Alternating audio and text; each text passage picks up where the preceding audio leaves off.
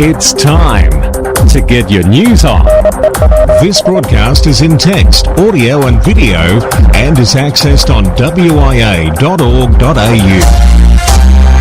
It certainly is. It's the WIA National News for week commencing March 23, 2025, broadcasting on the Big Loop in our 30th year of non-stop news. And this week, WIA Director Giles Kirby, VK5GK, with some timely reminders. WIA affiliated club TARC Incorporated shows off in Townsville. Now wait, there's more, much more in this edition of news from the Wireless Institute of Australia. And from our studios at 221B Baker Street, I'm VK4 Baker Graham. This news originates from the Wireless Institute of Australia. Born to lead since 1910. This is WIA Director Giles Kirby, VK5 Golf Kilo, and this is the board update. Two items to update you on this week. Firstly, the WIA survey. It's been a year since the new amateur radio license conditions came into effect, and now's your chance to have your say. The Wireless Institute of Australia wants to hear about your experience and how the transition has been for you to the new administrative process and how this has impacted your amateur radio activities. We've put together a quick 10-minute survey for all Australian radio amateurs, and the link is available on the WIA website. This is your opportunity to share your thoughts on the new class license arrangements. Have you had to present the new documents as proof of your license? How has the revised call sign allocation process affected you, especially in the Australian external and Antarctic territories? Your feedback is completely confidential, and every response helps us to advocate for improvements with the ACMA and the Department of Communication and the Arts. The survey closes April 13th, so don't miss out. Be sure to share it with your fellow amateurs, even if they're not WIA members. This is open to all Australian radio operators.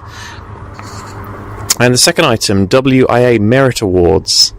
The WIA Merit Awards, to be awarded at the AGM held in Bendigo over the weekend of the 3rd and 4th of May this year, will close shortly.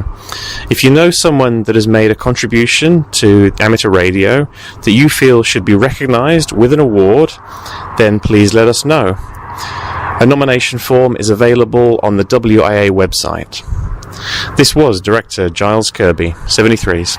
Australiana and West Australia Police have expanded its deal with Motorola Solutions to cover the introduction of automatic number plate recognition capabilities. This expanded agreement will see WA Police deploy the latest version of Motorola Solutions' PS Core mobile app, which has been deployed across the police force's entire fleet on more than 6,000 mobile devices. The APNR capability has been integrated via Apple CarPlay to make it easier to use whilst negating the need for additional equipment. Police Force Superintendent for Technology Portfolio, Dean Snassel, said the expanded capability will be able to bolster both officer and community safety. Real-time ANPR data helps to ensure that frontline officers are more aware of potential risks and able to make better decisions, he said.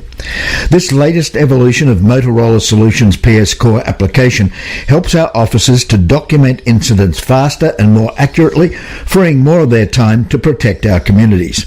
The app is also helping the force better respond to incidents, including domestic and family violence, by enabling officers to record incidents from the field and automatically alert partner agencies and support services. From here, there and everywhere, you've tuned to the Wireless Institute of Australia's National News Service. We are VK1WIA. Now with international news, Jason, VK2LAW. Hello. Leading international news this week, 2025 Hamvention Awards. The Technical Achievement Award to Dr. Christina Collins, Kilo Delta 8 Oscar X-Ray Tango, who serves as the Chief Operations Scientist for the HamSci Personal Space Weather Station Network. Special Achievement Award to Julio Ripoll, Whiskey Delta 4 Romeo. Julio received his first amateur radio license in 1977. In 1980, Dr. Neil Frank, then director of the National Hurricane Centre NHC, requested an amateur radio station within the NHC to facilitate communication with the Caribbean during hurricanes. Julio's initial 2-year assignment with the NHC has since extended to 45 years, covering 100 hurricanes. Amateur of the Year, Neil Rapp, Whiskey Bravo 9, Victor Papa Golf. Neil earned his novice ticket at the remarkable age of 5, making him one of the youngest licensed amateur radio operators ever. Currently a visiting professor of chemistry at Xavier University, Neil has a rich history in education. In 2019, Neil co-founded and became the camp director of Youth on the Air, YOTA Americas, which connects young amateurs with peers through activities that encourage their continued involvement in amateur radio. Neil's contributions to the amateur radio community extend further, including being a reporter and anchor for Amateur Radio Newsline. In the US, the entire 6 GHz band will be opened up to a greater operation of unlicensed VLP, or very low power devices, under an FCC final rule that takes effect on May 5th. The band, which comprises of frequencies between 5.925 and 7.125 GHz, is used by mobile service, fixed service and fixed satellite services across 4 sub-bands. VLPs, which include wearable devices, augmented reality devices, and healthcare monitors, typically have an integrated antenna and cover short distances.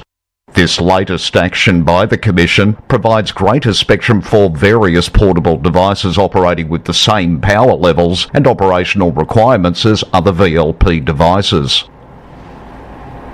FCC Chairman Brendan Carr has announced that the agency has launched a massive new deregulatory initiative. Specifically, the FCC has opened a new docket titled INRI Delete Delete Delete, in which the agency seeks comment on every rule, regulation, or guidance document that the FCC should eliminate for the purpose of alleviating unnecessary regulatory burdens. This action follows the Trump administration decision to usher in prosperity through deregulation. Still on the Hill, we hear that US President Donald Trump has signed an order to strip back the federally funded news organisation Voice of America, accusing it of being anti-Trump and radical. A White House statement said that the order would ensure taxpayers are no longer on the hook for radical propaganda, and included quotes from politicians and right-wing media railing against the leftist partisan VOA. VOA, still primarily a radio service, was set up during World War II to counter Nazi propaganda. It's used by hundreds of millions of people around the world. Mike Abramowitz, VOA's director, said he and virtually his entire staff of 1,300 people had been put on paid leave. SpaceX secured permission March 7 to provide direct-to-smartphone satellite services at higher power levels to improve connectivity between the reach of cell towers across the United States. The US Federal Communications Commission said it's allowing SpaceX to emit more power into spectrum bands adjacent to its partner T-Mobile's frequencies, provided it does not interfere with other networks following concerns from rival telcos. Companies such as Verizon and AT&T, which have partnered with direct-to-smartphone startup AST Space Mobile, warned that increased emissions could degrade the performance of terrestrial mobile networks in the United States and create interference risks. Read more at the link in the text edition of this week's WIA National News. On March 11, the amateur radio community in Bangladesh came together for a memorable ham gathering. This event, organised by the Bangladesh DX Club, aimed to bridge the gaps created over time and bring hams from all across the country under one roof to share a meal, camaraderie, and discussions on the future of amateur radio in Bangladesh. The event saw an overwhelming response, with around 135 operators and guests attending from various districts. Some notable attendees included Sierra 21 Lima, Sierra 21 Mike Bravo, Sierra 21 Alpha Mike, and Sierra 21 Romeo Charlie, and many others. Their presence and enthusiasm truly made the evening special. Operators from different corners of the country travelled long distances to be a part of this gathering, reinforcing the spirit of the amateur radio community. Hello, Moon to Earth? Anybody home? Pick up now. Finally, if you've ever waited for a phone call that just never came, you might appreciate my final story this week thanks to Newsline, especially if your caller happened to be on the Moon. That much-awaited wireless call from the Moon to the Earth will just have to be put on hold for now. Nokia's 4G LTE network was expected to be put through its paces from the south pole of the lunar surface following the March 6th landing of the Athena lander. Athena arrived with Nokia's network in a box, or NIB, on board, like its predecessor lander, also built by Intuitive Machines. The lander tipped over upon arrival, and with its solar panels blocked from receiving the necessary recharge from the sun, the mission was quickly declared over. Undaunted, Nokia pointed out that the company did successfully deliver the Moon's first cellular network and powered it up for 25 minutes to transmit data and receive commands from the Earth. Hopes were high, though, that there would be more to report. After all, this mission was supposed to help facilitate communications in 2027 aboard Artemis 3. That mission is to be NASA's first human spaceflight to the Moon since 1972, and astronauts are expected to be wearing spacesuits that have integrated 4G LTE capabilities, courtesy of Nokia and Axiom Space. Of course, that's still 2 years away, so until then, hold all calls, please. The fight to keep AM radio as a mandatory service in new cars, including electric vehicles, is alive and well in New York City. One historic AM station in Manhattan has taken matters into its own hands to advocate for the senior band. A full-page advertisement by 77 WABC Radio was run in the New York Post, urging consumers to only buy cars that come equipped with AM radio. The ad touts AM's importance, stating that FEMA relies on the service to reach 95% of Americans during emergency situations.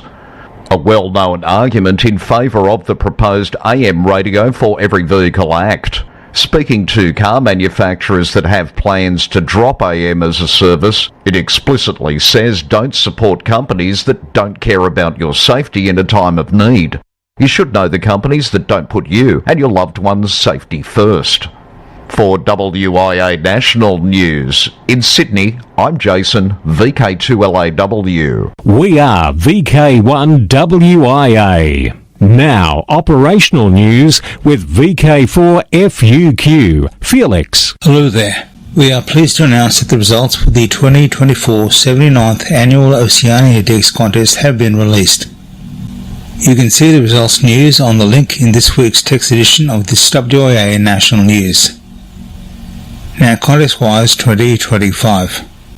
The IAA 100th Anniversary Centennial QSO Party. The IAAU CQP will be held for 9 days, beginning Saturday 12 April and ending Sunday 20 April. This event will celebrate 100 years of the IAAU. Each Tuesday evening in April sees the ZL2 GBA Memorial Sprints on 80 metres, 30 minutes CW, SSB and FT4. Take part in any or all segments. Exchange is your outside temperature. Harry Angel Memorial 80-metre Sprint, Saturday, May 3. May 17 and 18 is the Sangster Shield. QRP CW on 80 metres, wind back the rig to give 5 watts and give it a go. VK Shires Contest, 7th and 8th June. Now, DX window to the world. Radio amateurs in Scotland have been on the air throughout March using special call sign GB1 KBR. This to celebrate the start of the official handover of the Commonwealth Games, King's Baton, by His Royal Highness King Charles III, at Buckingham Palace for the Glasgow 2026 Commonwealth Games. Activity has been added on HF, SSB, CW and digital modes. QSL by Logbook of the World, EQSL and QRZ.com. Polio on the Air 2025, CQ SALK.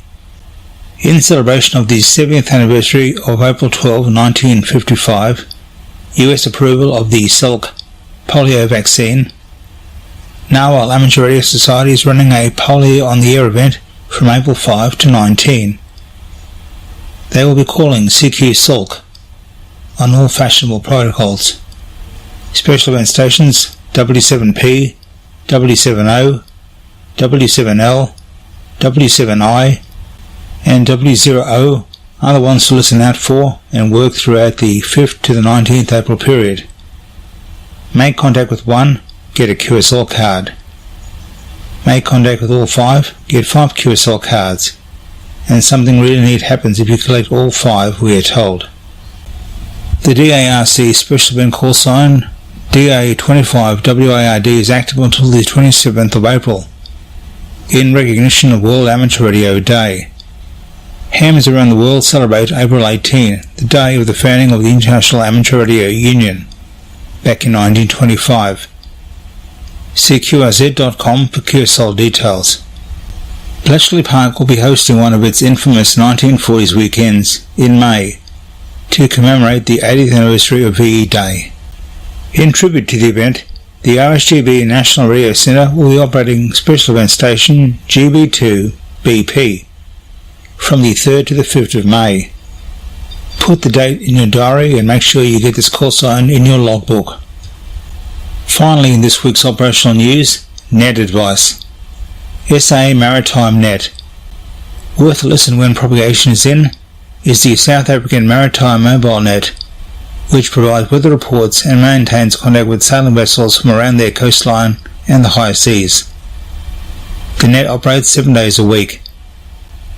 0630 hours UTC and 1130 hours UTC on 14316 kHz high seas net. 0635 UTC and 1135 UTC on 7120 kHz coastal net. From Ingham in North Queensland, where it's still raining, I'm Felix VK for a FUQ with WIA National News. From here, there and everywhere, you've tuned to the Wireless Institute of Australia's National News Service. We are VK1 WIA. Now, special interest group news with Bruce, VK3FFF. And a very good day to you. Worldwide Special Interest Groups ARDF. IARU Region 3 ARDF Workshop. Ken Yamamoto, JA1CJP, Secretary of our IARU Region 3, reminds us all of an amateur radio direction finders workshop today, Sunday, March 23rd. It happens at 600 UTC. Radio amateurs who are wanting to participate should register on the website shown in the text edition of this week's WIA National News, best read at wia.org.au. Worldwide Special Interest Groups, Astronomy and Wireless Weather. Solar Max. Is a second peak coming? Last October, NOAA and NASA announced that Solar Max had arrived. Only half the sun got the memo. The majority of solar activity has been happening in just one of the sun's hemispheres, the south. The solar superstorm of May 10th, 2024, for instance, was caused by a monster southern sunspot. It makes you wonder, is the other half of the Solar Max still coming? For forecasters of the solar cycle, this raises an interesting possibility. Maybe the northern peak is still coming. Indeed, there were signs in February 2025 that the pendulum is swinging. This current month, March, sunspots have been more evenly distributed between the two hemispheres, a sign that activity may be shifting north. This discussion focuses attention on the north-south balance of sunspots. A northern shift in the months ahead could herald a second peak and another year or two of excellent auroras before Solar Cycle 25 finally peters out. Worldwide Special Interest Groups, Final Frontier. Sonata 2 is a small satellite from Julius Maximilians University in Würzburg, Germany, which was founded in 1402 and is one of the oldest institutions of higher learning in Germany. It reached even higher when Sonata 2 was launched into space. A team led by Hakan Kayal, head of the Professorship for Space Technology, spent 3 years developing and building the satellite, which is about the size of a shoebox. Shortly after the satellite was launched over Madagascar, the first contact was made at the Mission Control Center on campus. One aim of the Würzburg space mission was to demonstrate that it is possible to train an AI autonomously on board the satellite. Sonata 2 was to learn to independently recognize and photograph anomalies on the Earth's surface, an important step towards increased autonomy for small satellites. In addition to the primary AI payload, there are 3 other payloads on Sonata 2 that have also been successfully tested, including an amateur radio payload that offers 2 amateur radio services to we radio amateurs worldwide. Key frequencies are CW beacon at 145.840 MHz, APRS Digipeater at 145.825 MHz and Slow Scan TV at 145.880 MHz. NASA's SphereX and Punch missions were launched together on March the 11th. SphereX stands for Spectrophotometer for the History of the Universe, Epoch of Reionization and ICE's Explorer. It will collect data on more than 450 million galaxies, along with more than 100 million stars in the Milky Way, in order to explore the origins of the universe, contributing to NASA Science's key goals to discover the secrets of the universe and search for life elsewhere. Along for the ride was the second mission, Punch, polarimeter to unify the corona and heliosphere, a mission consisting of 4 satellites operating in concert. These small sats will observe the sun's corona as it transitions into the solar wind, supporting NASA Science's key goals by creating a broad awareness and understanding of how the sun creates conditions that influence Earth and space, which is increasingly part of the human domain. Worldwide special interest groups, IOTA, Pierre VE3KTB, is using the call sign VY0ERC from the Eureka Amateur Radio Club station on Ellesmere Island, IOTA number NA008, until the 2nd of April. He is operating CW, SSB and FT8 on various bands. And members of the EIDX group are using the call sign 6Y7EI from Jamaica, IOTA number NA097, only until the 24th of March. Listen for them on 160 to 6 metres, where they will be operating using all modes, QSL via M0OXO. And Adrian, HJ4ADR, is operating holiday style through to the 26th of March using the call sign HJ4ADR/0. He is operating from Providencia Island, IOTA number NA049, on 40 and 10 metres using SSB and FT8. Worldwide special interest groups, Rescue Radio. TARC did the 2025 Defence Welcome to Townsville Expo. Joining you now is Gavin, VK4 Zulu Zulu. Well, good day, Newshounds. The 1st of March, the birthday of both the Australian Army and the Royal Australian Navy, saw the running of the Defence Welcome to Townsville Expo, organised by the Directorate of Regional Engagement, Defence Member and Family Support, Joint Support Services Division, Military Personnel Organisation, Department of Defence. The Welcome Expos are held in communities where Defence members are stationed and have been held in Townsville for many years. The Townsville Amateur Radio Club Inc. has participated in many of the expos under the leadership of Royal Australian Navy veteran Ian Morrison, VK4 India Golf Mike, to fly the amateur radio flag in the defence community. The TARC Inc. was there in strength with battery-operated audio-visual display, a working HF, VHF and UHF transceiver, a HF loop antenna on tri-powered, a hands-on send your name in Morse code setup, a live demonstration of Kiwi SDR remote controlled receiver, pamphlets and giveaway copies of Amateur Radio Magazine and the Magazine of Renown Backscatter. Ian VK for India Golf Mike thanks everyone who assisted with the expo display and hopes for a good roll-up for the early 2026 event. With that, this is Gavin VK for Zulu Zulu from the hot and steamy north. Thanks, Gavin. Worldwide Special Interest Groups, Military. W4LX contact, over. Fort Myers Amateur Radio Club, FMARC, honoured World War II heroes at Buckingham Field, Florida from March 18th to 20th with a special live radio event using call sign W4LX.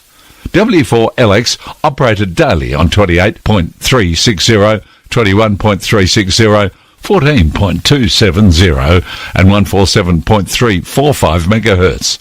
Special certificates were made available and guests attending watched and listened as operators made contacts to honour the men and women who trained at the base.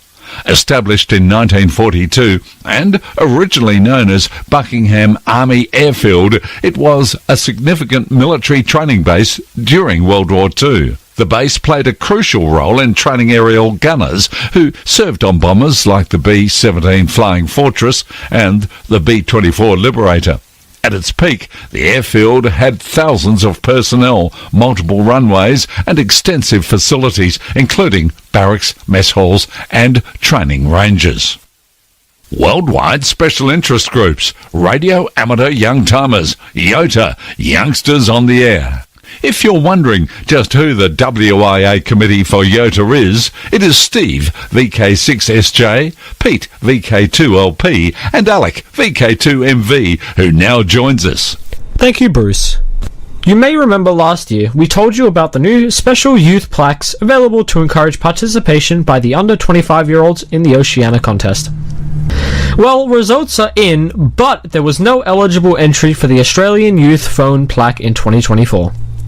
The same happened for the Oceania Phone Youth Multi-Operator and Ocean CW Youth Multi-Operator plaques. There were no eligible entries received for either of them. From outside Oceania, the winner of the World Youth Phone section is Gregory Ankin at station RL3A. The North American Phone Youth Plaque winner is Max Friedman N4ML. And speaking of contesting, now to the YOTA contest for 2025.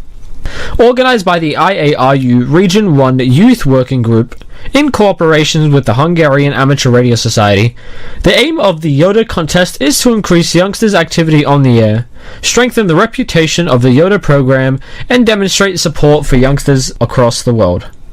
The next two sessions of this year's YOTA contest will be held on the 19th of July and the 29th of December. Hope to hear YOTAs, including VK YOTAs, taking part in this contest. For VK1WIA National News, I'm Alec, VK2MV in Sydney. Now back to you, Bruce. Thanks, Alec. I'm Bruce, VK3FFF in sunny Bendigo. It's at 8. It's the social scene, and clubs are welcome to email text with audio for this section. Details of all WIA affiliated clubs and societies can be found on the WIA website, wia.org.au, and that includes email addresses as well as the website links. VK4, Redcliffe and District Radio Club Redfest, April 12 at Deception Bay North State School. The WIA AGM, May 3 to 4, hosted by Bendigo Amateur Radio and Electronics Club and their Technology Expo. In VK2, Solitary Islands Beach, Parkfest for POTA, May 3 and 4. VK3, Moorabbin and District's Amateur Radio Club's Hamfest, 10 a.m, May 10.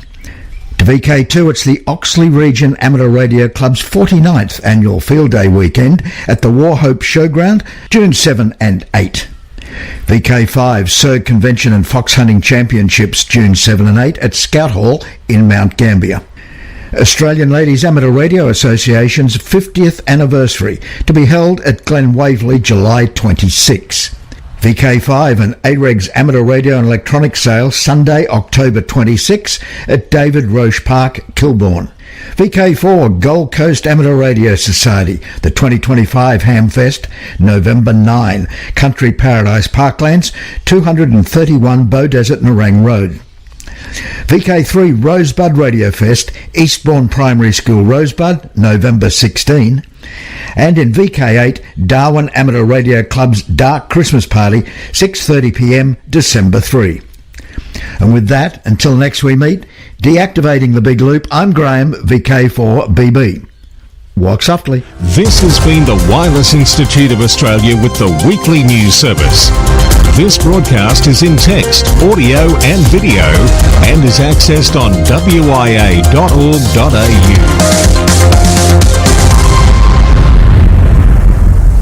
Courtesy of Bevan, VK5BD's ATV and YouTube channel, this has been WIA National News. We're back now, live and local, and your voice, your callbacks. And don't forget, tick like.